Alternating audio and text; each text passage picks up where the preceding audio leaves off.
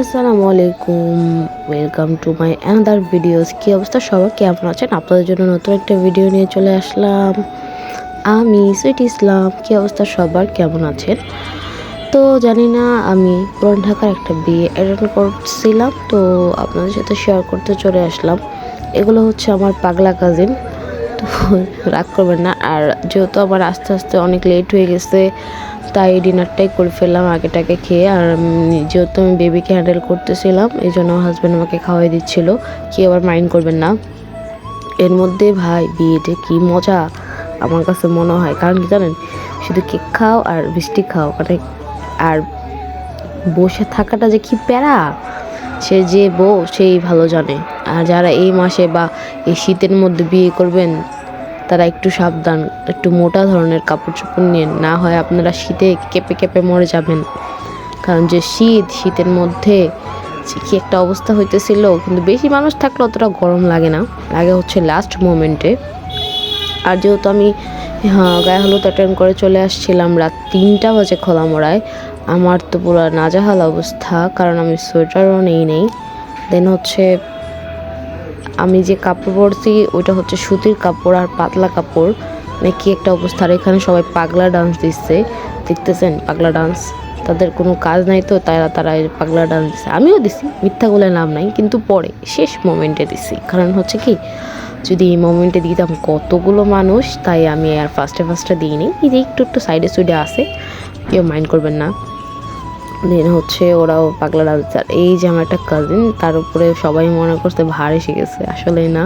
সে হচ্ছে নাচতেছিল এমনভাবে, তার চুল, কানের দুল, টিকলি যে কোথায় চলে গেছে কেউই জানে না, এমন একটা নাজেহাল অবস্থা। দেন হচ্ছে সবাই নাচতেছিল। আর ব্যাকআপ দেওয়ার মতো অনেকে এবার বলবেন কমেন্ট বক্সে এসেছে, সাইডে তো ছেলেরা নাচতেছে। আরে ভাই, ছেলেরা নাচতেছে, ছেলেদের জন্য ব্যাকআপ দেওয়ার মতো মানুষ ছিল। কারণ যেখানে ছেলেরা নাচতেছিল সেখানে হচ্ছে আমার কয়েকটা ভাইয়ারা ছিল, তারা ব্যাকআপ দিতেছিল। আর এই যে টুকটাক আমিও ভাই নাচতেছিলাম, কারণ গান সামনে বাজলে কান না ভাই, শরীর হিলবে, পা হিলবে, মুখ হিলবে, স্বাভাবিক এরা। হ্যাঁ, আমি ফার্স্টে হয়তো ভিডিওর সামনে নাচি নাই, কিন্তু লাস্ট মোমেন্টে অনেক নাচানাচি করছি, পুরো পা ব্যথা হয়ে গেছে।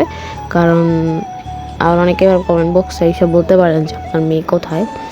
আমার মেয়ে হচ্ছে শরীর যেহেতু ওর ভালো ছিল না, ও চলে গেছিলো হচ্ছে ওর নানুর কাছে। আর এই যে পিছনে ওরা নাচতেছে, ও পিছনে নাচানাচি শুরু করে দিয়েছে, এমন একটা অবস্থা।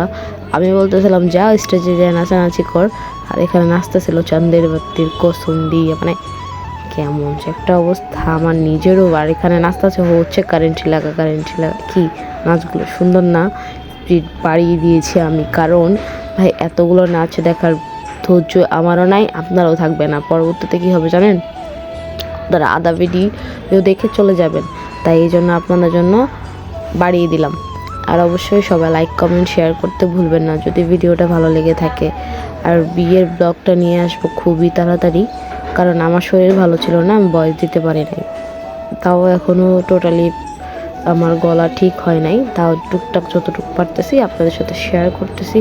ইতিমধ্যে তো আমি ছবি আপলোড দিয়ে দিয়েছি। তো যাই হোক, সবাই ভালো থাকবেন, সুস্থ থাকবেন। আল্লাহ হাফেজ। আর অবশ্যই আমার জন্য দোয়া করবেন, আপনার জন্য নতুন ভিডিও নিয়ে চলে আসতে পারি। আল্লাহ হাফেজ।